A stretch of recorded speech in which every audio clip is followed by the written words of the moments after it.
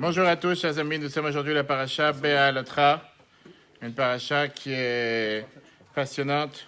Mets sur la table. Une paracha qui est passionnante, une paracha dans laquelle on apprend pas mal de lois par rapport au Kohen, par rapport à la menorah. C'est avec ça que ça commence. Mais aujourd'hui, on va s'arrêter sur une des mitzvot particulières qui est unique dans toute la Torah.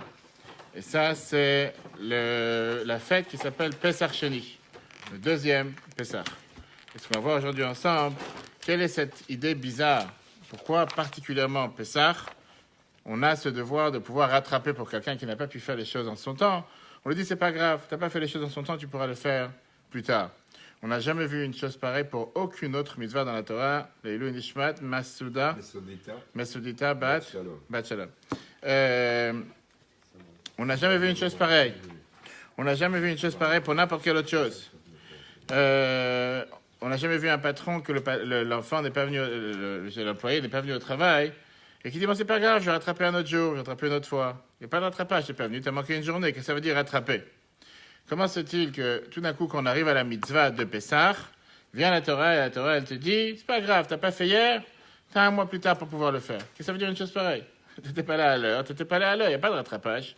Tout d'un coup, on a ici quelque chose qu'on n'a jamais entendu parler jusqu'à présent. C'est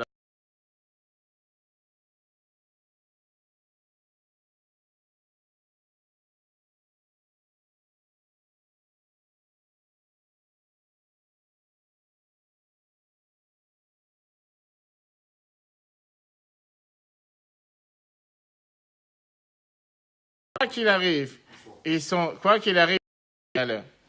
On a des gens qui sont jamais à l'heure, tout le temps en retard. Des gens qui, à chaque fois, ils perdent des opportunités. À chaque fois, ils ratent le train. Et à chaque fois, ils sont en train de se battre avec le responsable de la banque. Ou la porte, tu viens d'arriver, il reste 2 minutes, tu es encore là. Et d'abord, ils entraînent énormément de stress, de colère de leur entourage, qu'ils doivent toujours attendre pour eux.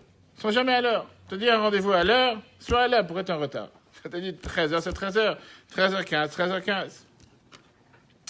Et en règle générale, ces gens-là, malheureusement, ne restent pas beaucoup dans des relations, que ce soit des relations amoureuses, des relations amicales, dans des embauches, parce qu'ils ne sont jamais à l'heure. Qui veut garder quelqu'un qui n'est jamais à l'heure, qui n'est jamais à son temps? Et là vient la Torah, la paracha de Béalotra, elle te dit quelque chose de particulier, quelque chose, comme j'ai dit tout à l'heure, qu'on ne trouve ça dans aucune autre mitzvah, qui est contre les règles de toute la Torah jusqu'à présent, même à l'opposé de tout ce qu'on voit dans toute la Torah. On est à 1 an après la sortie d'Égypte. Dieu dit au peuple juif de faire encore une fois la fête de Pessah, comme ça a été fêté l'année dernière. Jusqu'à là, tout va bien. Le 15 décembre, on fête Pessah. La veille de Pessah, viennent devant Moshe des gens qui étaient impurs parce qu'ils étaient en contact avec des morts. Et ils donnent le fameux argument, la manigara. Pourquoi nous, on sera différents des autres?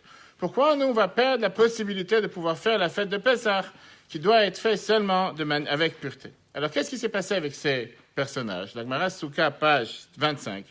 nous dit que c'était des gens qui ont eu un contact avec ce qu'on appelle Chesed Shelemet, la bonté de vérité, parce qu'ils ont eu affaire avec des morts jusqu'à la veille de Pessah et n'ont pas eu le temps de se purifier avant Pessah.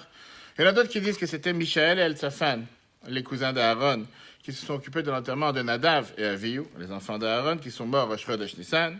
Et il y en a qui disent que c'était tout simplement ceux qui ont transporté le cercueil de Yosef en sortant d'Égypte et qui n'ont pas eu la possibilité de se purifier. Peu importe de quoi on parle, les différents avis, on parle de gens qui sont devenus impurs pour de bonnes causes et qu'ils n'étaient pas fautifs du fait qu'ils n'ont pas pu faire le sacrifice de l'agneau pascal en temps et en heure. Regardons le premier chapitre, Bamidbar, chapitre 9, parachat cette semaine. Vaillez Anashim, Asherayut Meim, le Nefesh Adam. Il manque une feuille. Okay. Il y avait des personnes qui étaient impures, qui sont rendues impures. Ils n'ont pas pu faire la fête de Pessah ce jour-là. Vaïkrevo, Lifne Moshe, Lifne Aaron. Ils se sont rapprochés devant Moshe, devant Aaron, Bayamaou ce jour-là. Vayamru, Anashim, Aema Elav. Ces gens-là se sont tournés vers Moshe en disant, Anachnut Meim, le Nefesh Adam. Nous sommes impurs. La manigara, pourquoi on sera différent? Pourquoi on aura ce manque? Les Bilti, Akriv et Korban Hashem, ne pas pouvoir amener le sacrifice de Dieu Moado en son temps, mais Torbne Israël, parmi le peuple juif. Yomer Aleem Moshe. Moshe leur répond, Imdouve Eshmea, attendez que j'entende, Ma Yetzave Hashem Lachem. Qu'est-ce que Dieu va m'ordonner de faire pour vous? Moshe, il est perdu. Il ne sait pas quoi faire. Pourquoi il ne sait pas quoi faire? Qu'est-ce qui se passe? Tu n'as pas fait Kippour hier? Tant pis pour toi, qu'est-ce que je te dis? Tu vas faire Kippour aujourd'hui? Tu vas faire Kippour demain? Kippour, c'était hier, t'as pas fait Kippour, tant pis pour toi, t'as pas fait Shabbat samedi, qu'est-ce que tu veux faire lundi? Quelle est la question exactement? Quel est le problème? Qu'est-ce qui dérange Moshe qu'il est perdu, il sait pas quoi faire? Il fait, vous avez une bonne question, je vais demander à Dieu.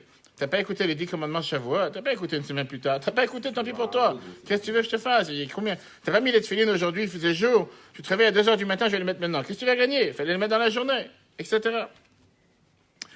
Est-ce que parce que quelqu'un n'a pas mangé des matzot à Pessah, il peut les manger Shavuot et comme ça il fait la mitzvah de Pessah? Quel rapport? Et néanmoins, on voit que ça a touché Moshe. On voit que Moshe il a été dérangé par cette question. Il a été dérangé, il demande à Dieu quoi faire.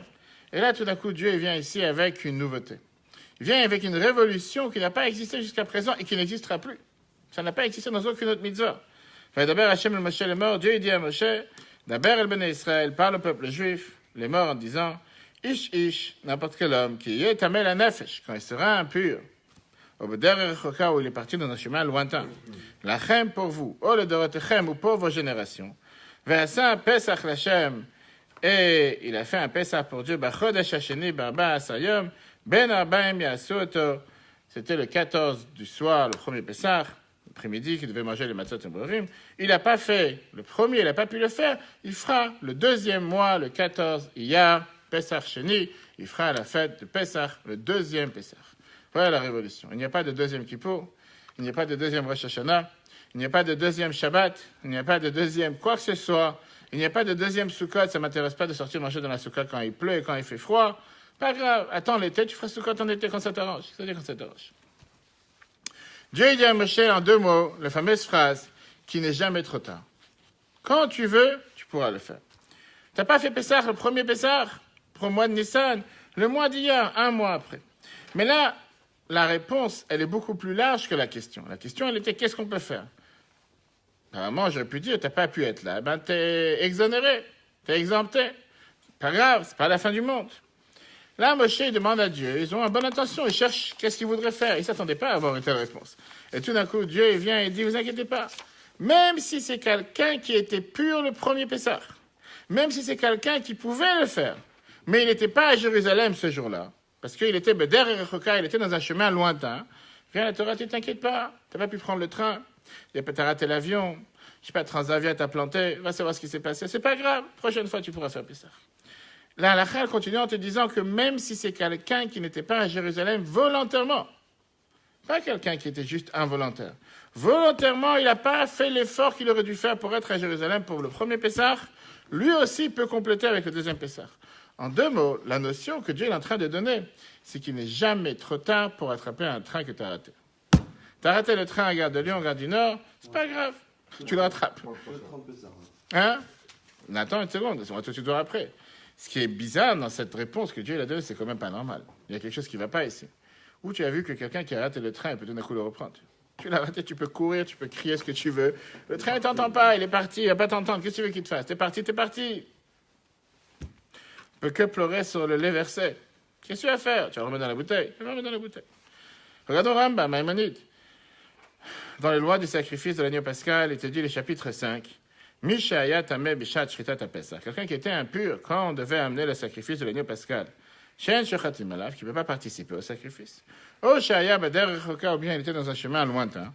Volo écrive Barishon, il n'a pas amené le premier sacrifice. Il peut amener le sacrifice de l'agneau pascal le deuxième mois, 14 Iyar, sans problème.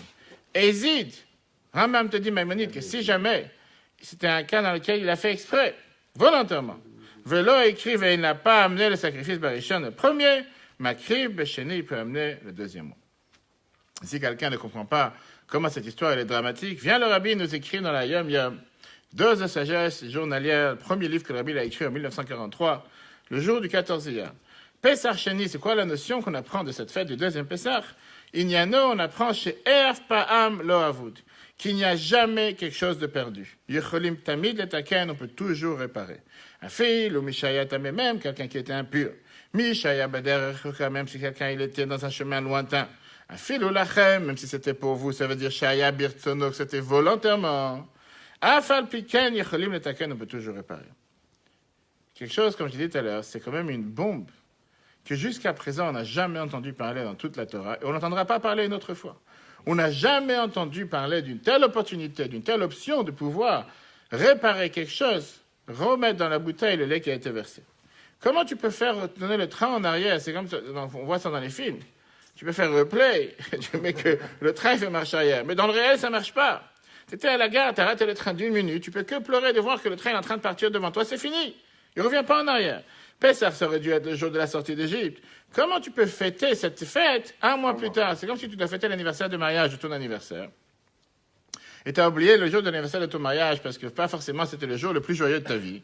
Alors tu te dis, c'est pas grave, on va le fêter 6 mois plus tard.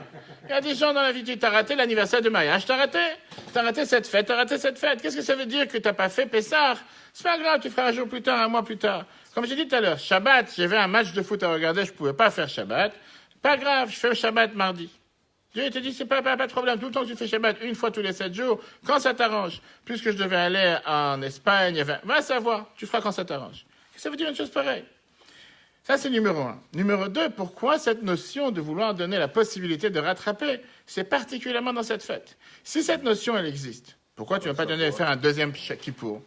Juste le jour de Kippour, cette année, ça m'arrange pas, j'ai un voyage d'affaires, je peux pas, je voudrais. Viens, la Torah, elle te dit, il y a dans le sac. Pourquoi ce ne sera pas les canettes qu'il y a dans le sac? Il y a des canettes dans le sac. Ah non, mais il m'avait déjà donné. Je prends un deuxième. Pourquoi tu vas faire un deuxième Kippour? Celui qui ne peut pas jeûner le dit Tishri. Ou bien, comme j'ai dit, fais un deuxième Sukkot. Je vois la météo, la semaine prochaine, c'est Sukkot, il va pleuvoir toute la semaine.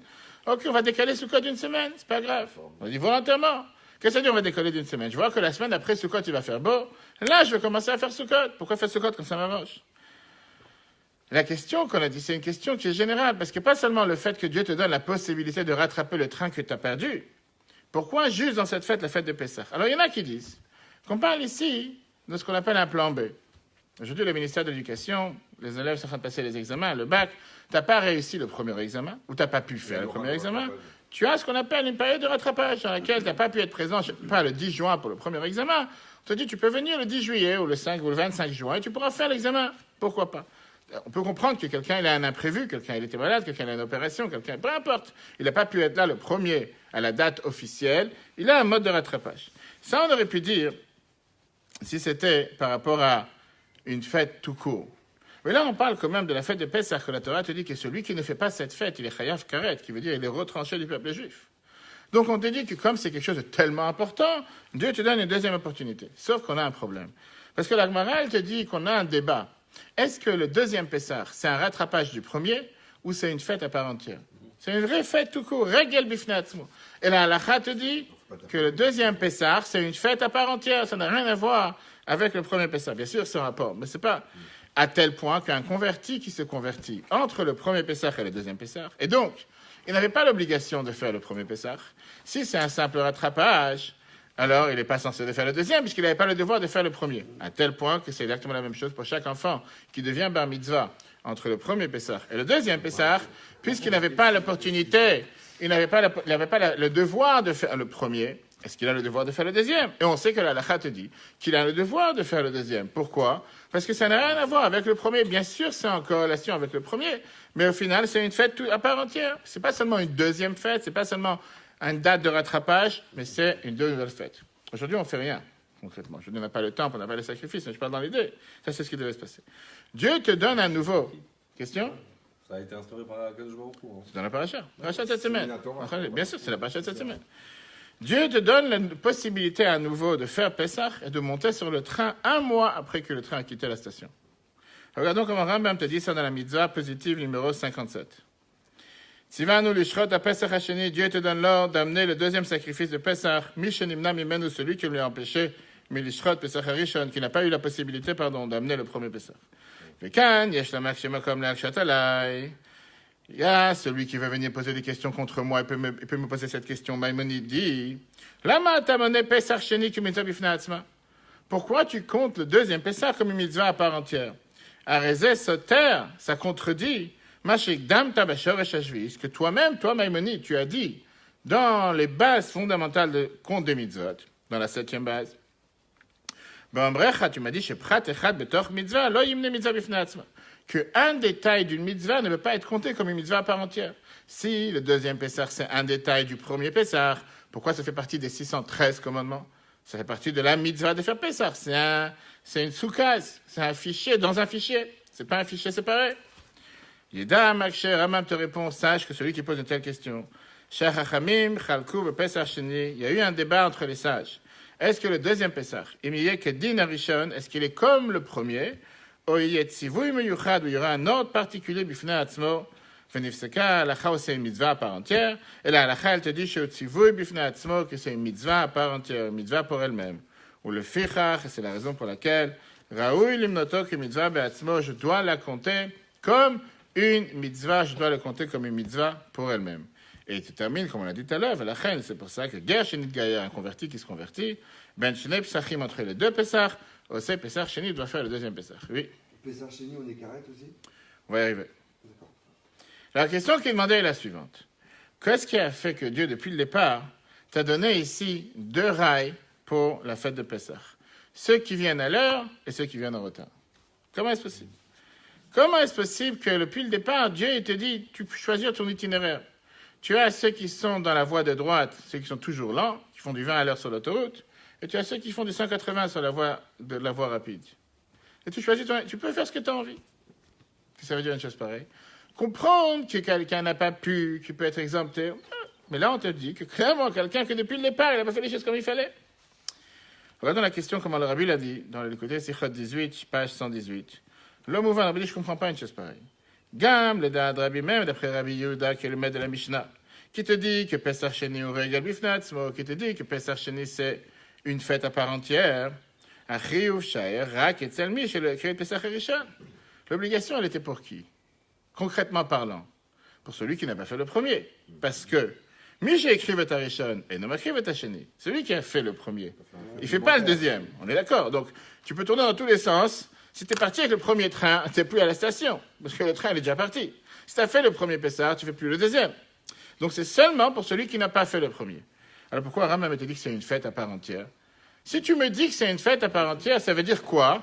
Que chaque juif qui ne le fait pas, il a un manque, il a fait un péché. C'est pas pour moi. Si quelqu'un il a fait le premier Pessah, il n'a pas à faire le deuxième. Donc c'est pas. Comment ça peut être une mitzvah pour tout le monde? Ça doit être une mitzvah, un commandement pour celui qui n'a pas fait le premier. Mouchachim Lomar, donc le Rabbi il arrive à la conclusion, on est bien obligé de dire que le premier et le deuxième Pessah sont attachés l'un avec l'autre. Ils sont totalement liés. C'est vrai qu'ils sont deux choses totalement séparées. C'est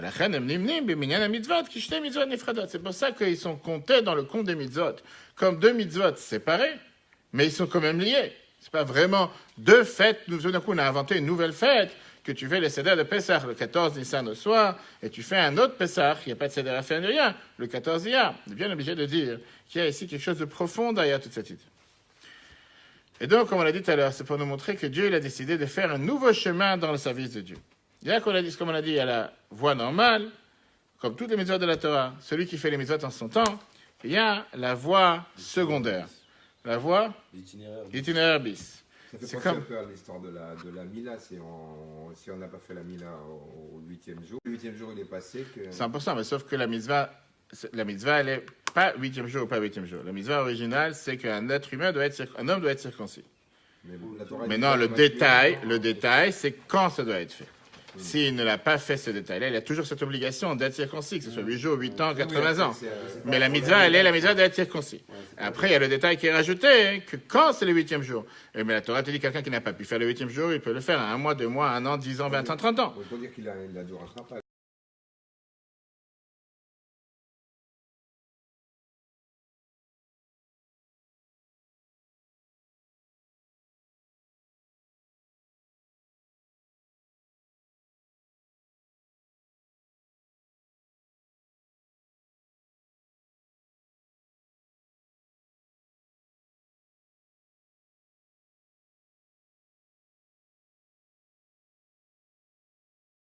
Avec un tel pardon, le fait que Dieu te donne un tel pardon pour celui qui a raté le premier Pessah, c'est énormément étonnant quand on sait l'importance du Korban Pessah. Pourquoi?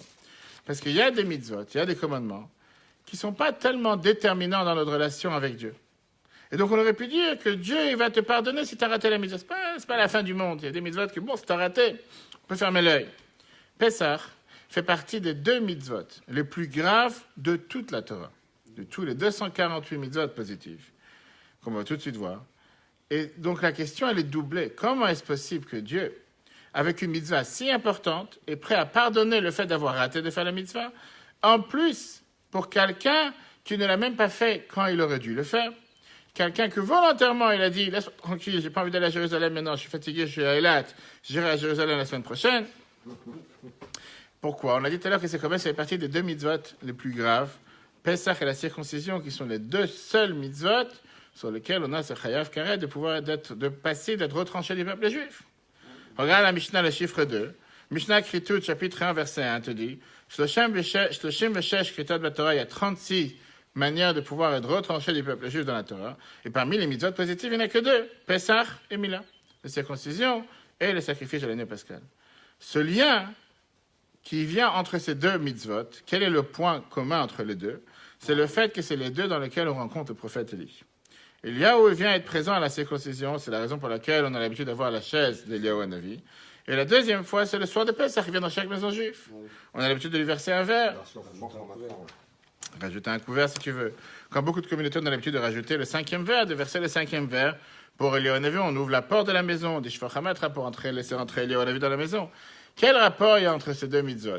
Quel rapport il y a entre le Pessah et la circoncision? Le Rav Moshe Chagiz, le grand rabbin de Jérusalem il y a 200 ans, et le rabbi ramène son commentaire dans la Haggadah que le rabbi a écrit en 1946. Après Birkat Hamazon, on sait qu'après la Birkat Hamazon, la bénédiction après le repas qu'on fait le soir de Pessah, on a l'habitude de verser le verre d'Eliyahu Hanavi, parce que Eliyahu montre que le peuple juif a accompli la mitzvah de circoncision, qui est aussi dépendante du Pessah. Comme on sait très bien que tout celui qui n'était pas circoncis ne pouvait pas manger de le sacrifice de l'année pascale. Et c'est un rapport avec ce que le Midrash nous dit, que le peuple juif s'est circoncis cette nuit-là, et après, en sortant d'Égypte, et après, ils ont mangé l'année pascale. Donc, on sait très bien qu'avant de pouvoir manger le sacrifice de l'agneau pascal le soir du Seder, il fallait que tout le peuple juif soit circoncis. Eliyahu vient témoigner qu'il est parti dans la maison de tout le monde. Il a vu qu'il a participé à toutes les Brit Milot, à toutes les circoncisions. Et donc, il peut maintenant participer au sacrifice de l'agneau pascal à la sortie d'Égypte. Et donc, il y avait des gens dans le peuple juif que la première fois, le soir de la sortie d'Égypte, ils n'ont pas fait ces deux mitzvot. Puisqu'ils n'ont pas été circoncis, automatiquement, ils n'ont pas pu manger le sacrifice de l'année pascal. L'idée derrière ces deux commandements est le suivant. Ça montre le lien que nous avons avec Dieu, qui vient témoigner qui nous sommes. Le fait que nous sommes différents des autres peuples. La circoncision, c'est le lien que nous avons avec Dieu. Le sacrifice de l'année pascal, c'était l'effort majeur que le peuple juif a fait en rejetant l'idolâtrie qu'il y avait à l'époque, qui était le mouton, en montrant comme quoi on n'a pas peur de ce que les Égyptiens vont dire et qu'on est prêt à prendre un mouton à côté de notre lit pendant 4 jours. Et c'était vraiment un courage parce qu'ils savaient très bien qu'ils se prenaient à l'idolâtrie de l'Égypte. Et donc c'est pour ça qu'il y a un lien étroit, commun entre ces deux mitzvot, qu'on ne peut pas faire le sacrifice de l'année pascale sans la circoncision, et pareil le contraire. Dieu vient ici, il te donne une deuxième opportunité. Pas seulement pour quelqu'un qui a manqué un détail, mais même quelqu'un qui volontairement n'a pas voulu avoir de lien avec Dieu. Et comme on a dit tout à l'heure, on ne parle pas ici d'une simple mitzvah, on parle ici quand même d'un commandement énormément important. À tel point qu'on a dit le lien, le point commun qu'il y a entre ces deux mitzvot, vient du fait que chacun peut témoigner sur ces mitzvot. Qu'est-ce que ça dit peut témoigner? Il n'y a pas seulement le prophète Élie qui peut venir et dire qu'il était présent. Les deux mitzvot les plus populaires du peuple juif aujourd'hui, on sait que 97% du peuple juif fait la circoncision, et il n'y a pas moins de juifs qui font le Seder de Pessah. Dans le monde entier, c'est quelque chose qui est très répandu. Même si pas forcément tout le monde fait Pessah à la base comme il faut être à 100%, mais le Seder, c'est quelque chose qui est fait dans beaucoup de maisons. Il y en a qui disent que chaque juif, il n'y a pas un juif en Israël qui a de la famille qui n'a pas offert le Seder. Le Seder de Pessah, c'est un Seder qui est très répandu, c'est les mitzvot les plus populaires. Quel est le mazal de ces deux mitzvot? Quelle est la particularité de ces deux commandements qui a fait qu'ils sont tellement particuliers que tout le monde fait la circoncision et tout le monde fait le Seder de Pessah?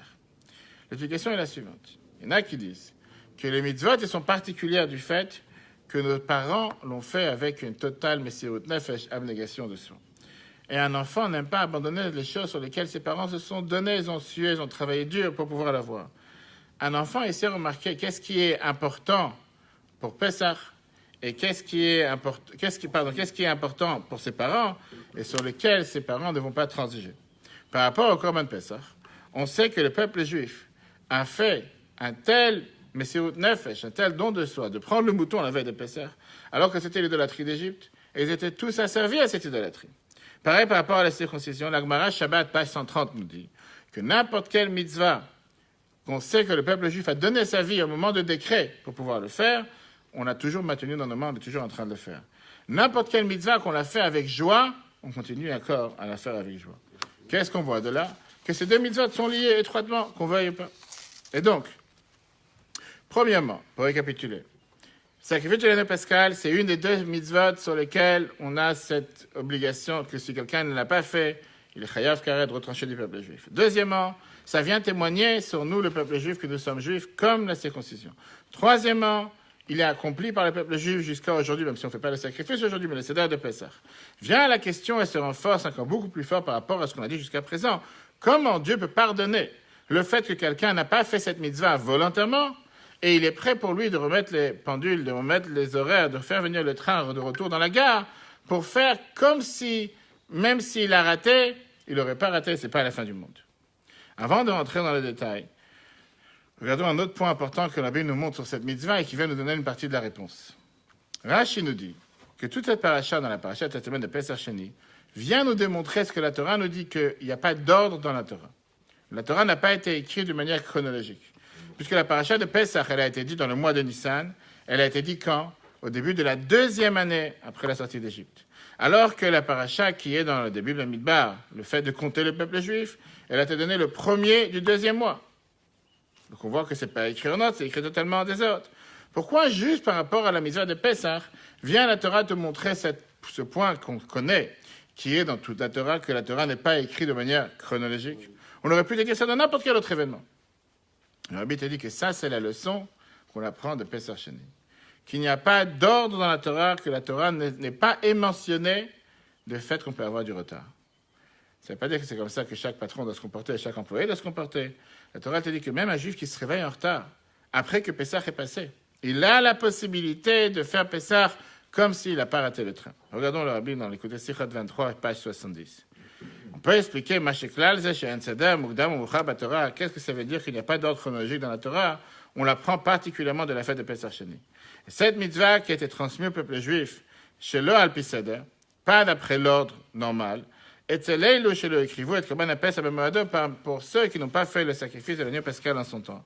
Vegam mitzvah azou, et cette mitzvah nimsera la Israël, elle a été aussi transmise au peuple juif, chez le Alpi Seder, pas d'après l'ordre normal. D'abord, c'est pas Dieu qui est venu leur donner depuis le départ. Et la Rak Tshuva, elle a été donnée en tant que réponse à Tanat Israël, la Manigara, sur la question du peuple juif. Pourquoi on sera différent des autres et pourquoi on ne pourra pas faire le premier Pessah? Revenons à la question de base. Pourquoi la Torah fait une telle différence? Et elle vient nous apprendre que dans cette mitzvah, tout ce qu'on a su jusqu'à maintenant, qu'il y a un ordre, il n'y a pas d'ordre. Alors attention, il faut faire attention, on n'est pas en train de dire que la Torah nous donne ici la leçon que si tu n'as pas mis les filets les jours, tu peux les mettre la nuit, si tu n'as pas fait Shabbat samedi, tu peux faire mardi. Pas de ça qu'on parle, mais la leçon, la notion de pouvoir attraper dans la Torah, qu'il n'y a pas de plan végipirate, on apprend de Pesach Sheni. Qu'est-ce qui s'est passé ici? Quand on réfléchit un instant, quelle était la particularité de cette mitzvah par rapport à tous les autres mitzvot? Le fait que ça dérangeait au peuple juif qu'on n'a pas pu faire la mitzvah comme les autres. Le fait qu'ils sont venus avec cet argument en disant « La maniga », pourquoi on sera moins bien que les autres? Pourquoi on sera différent des autres? Ils n'étaient pas prêts d'accepter le fait que puisque le temps est passé, on ne peut plus rattraper. Ils sont venus avec ce cri qui venait du plus profond d'eux-mêmes en demandant à Dieu pourquoi la situation elle est irrattrapable. Quand un juif il crie, Dieu il écoute. Et comme je dis, c'est quelque chose qu'ils n'ont pas demandé pour les autres fêtes. Là, ils l'ont demandé. Dans la paracha de Pesach Sheni, là, c'est une des seules mitzvahs dans la Torah qui n'a pas été donnée par Dieu depuis le départ, mais c'est grâce au peuple juif qu'on a cette mitzvah. Dieu n'est pas venu depuis le départ, il aurait pu donner les règles. Faites Pesach, le premier Pesach, si vous ne faites pas en son temps, vous ferez le deuxième. Dieu, il a attendu, si on peut dire, qu'on vient demander, qu'on vient de se plaindre et qu'on vient dire pourquoi on n'a pas pu le faire, et à ce moment-là, il nous a donné. Et ça, c'est la force de cette mitzvah. Pourquoi? Parce que la Torah elle considère que la tchouva, c'est pas quelque chose qui peut venir d'en haut. La tchouva, c'est quelque chose que la personne doit venir du plus profond de lui-même et vouloir revenir, vouloir rattraper, vouloir montrer qu'il a, et pas seulement cette bonne volonté, mais qui veut changer, qui veut faire les choses de manière différente, et comme ça pouvoir mériter à faire les choses de manière différente. La Bible te dit, regarde combien on voit qu'avec un seul cri, une seule volonté du peuple juif, on peut transformer le monde. À tel point qu'est-ce que la Mishnah nous confie en Pirkei Avot, qu'on peut racheter son monde en un instant. On voit comment quelqu'un, en un instant, il est capable de transformer le monde, que jusqu'à nos jours, on a cette deuxième mitzvah, parce qu'une minorité du peuple juif est venue se plaindre en disant on ne veut pas être différent des autres. On voudrait aussi avoir la possibilité de faire le deuxième Pessah comme le premier. Regardons dans les textes. Koach HaTshuva, la force de la Tshuva, elle est beaucoup plus haute que toute l'ordre chronologique avec lequel Dieu a créé le monde. Mitzad, Asada Shel Torah, c'est vrai que quand tu vas d'après l'ordre, d'après la règle, Lo shayach la'afoch et asdonot esriyot. Tu ne veux pas transformer les fautes que tu as fait volontairement en mérite. Moi, je suis un beau Razal, comme le Chachamim nous dit dans le Midrash, dans le Kod Shimon et dans les psaumes, Sha'alou le Chachma la Nevoa la Torah chotem ha'onsho. On a demandé à l'intelligence, la prophétie, la Torah, au fauteur, c'est quoi ta punition? Personne n'est venu pour donner une possibilité à faire tchouva. Pourquoi? Parce que comment tu peux changer le passé? Et quand ils sont venus demander à Dieu, à Kacher, Shalou, la Kadesh Baruch Hu, qu'on a demandé à Dieu comment faire pour quelqu'un qui a fauté, Dieu a répondu, il y a assez de tchouva, vite Kaperlo. Il a qu'à faire tchouva, il va être pardonné. Il a qu'à se revenir.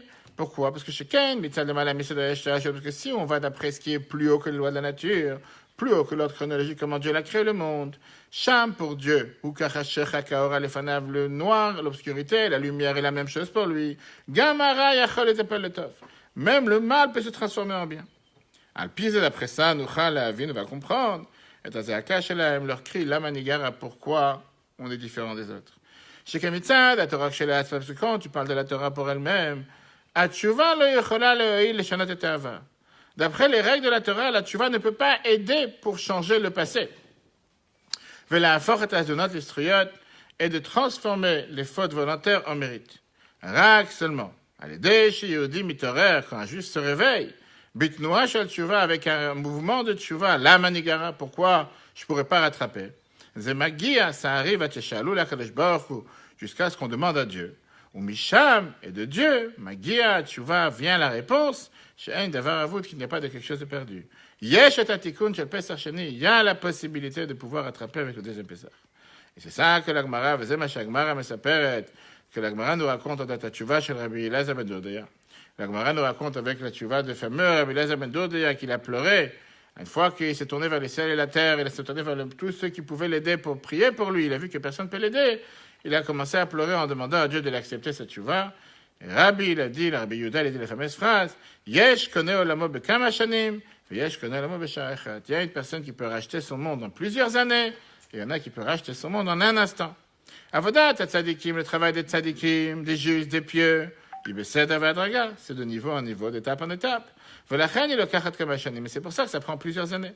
Par contre, chez lui, il a pleuré au Bofan Shel Rosho Ben Birkav. On dit qu'il était courbé, il était plié, sa tête entre ses genoux. Il pleurait en criant que Dieu il accepte sa tchouva. Aïzaya connaît Olamo Besha Achat, il a pu racheter son monde en un instant. Et comme le Zohar nous dit, chez tchouva, on peut faire tchouva en un instant. Qu'est-ce qu'on apprend de ce Pesach Sheni? La force de la tchouva en général. Alors qu'en règle générale, on vient de finir la fête des Shavuot, on a les jours de rattrapage. Les jours de rattrapage pour les fêtes en général, ils sont après la fête. On vient d'avoir les 7 jours de rattrapage de Shavuot, ils sont juste après Shavuot. Là, Pesach Sheni, le deuxième Pesach, Dieu l'a fixé un mois après la fête. Le mois d'Iyar. C'est quoi la spécialité du mois d'Iyar? C'est le mois du raffinement personnel. Le mois dans lequel chaque jour on compte le Homer, chaque jour on monte un échelon, et chaque jour on change de niveau, et chaque jour on avance. Dieu il a voulu nous apprendre avec Pesach Sheni la nouveauté, la nouvelle de Tchouva en général. Par ça que le peuple juif vient prier à Dieu. Que j'ai pas envie de rester au niveau où je suis, j'ai envie de changer. Il peut bouger les mondes, il peut transformer les mondes, il peut faire trembler le passé qu'il a eu. Transformer les plus grandes fautes qu'il a fait volontaires en mérite. Le Sal Rabbi explique, c'est la raison pour laquelle on sait que Pesach Sheni, on a la matzah. On a la matzah et le chametz, les deux ensemble. Alors que si tu es en train de fêter Pesach, si tu es en train de rattraper le premier Pessah, tu aurais dû avoir que la matzah. Dans le premier Pessah, c'est contradictoire d'avoir du chametz dans la maison. Le premier Pessah qui vient de symboliser la fête, le travail des tzadikim, ceux qui vont dans le chemin droit depuis le départ, qui n'ont jamais fait d'erreur, qui ne sont jamais trompés. Et on ne peut pas réparer. Ils ne peuvent pas avoir du chametz. Le deuxième Pessah, c'est une fête à part. Les tchouva, ceux qui font tchouva, qui ont la force de se plaindre à Dieu, de réparer et de pouvoir élever même le chametz, de transformer les moments négatifs en force, réparation et tchouva. Une très belle histoire, un des disciples du Admour Azaken qui avait un jeune chassid, il avait un enfant qui s'est éloigné du chemin de la Torah, qui s'est éloigné du chemin des chassidim. Le père, il voulait que le rabbi parle avec son fils. Et le rabbi, il a dit, pourquoi pas qu'il vienne pour un rendez-vous. Mais comme c'était quelqu'un qui était tellement fier de lui, qu'il savait qu'il avait raison dans le nouveau chemin qu'il a choisi,